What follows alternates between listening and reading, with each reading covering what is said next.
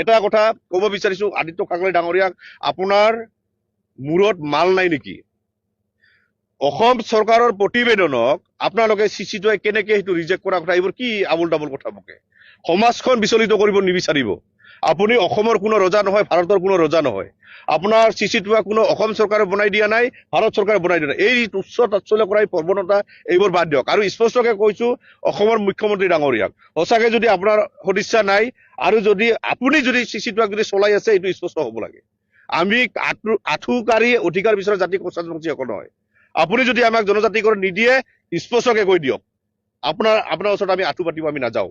যদি আমি সাংবিধানিক অধিকাৰ বিচাৰিছো, ইয়াত লৈ যদি আপোনালোকে ৰাজনীতি কৰিব বিচাৰিছে, পৰিণাম ভয়ংকৰ হ'ব। অসম জ্বলিব, নৰ্থ ইষ্ট স্তব্ধ হৈ পৰিব।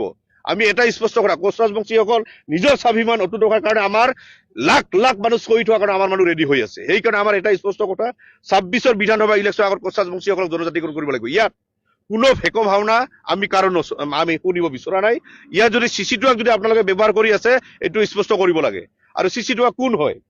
তেখেতসকলে বাৰে বাৰে ৰিজেক্ট কৰা অমুক তমুক কথা কৈ আমাৰ সমাজখন বিচলিত কৰিব বিচাৰিছে। আমি কিন্তু বহি নাথাকিম, এটাই আমাৰ স্পষ্ট কথা।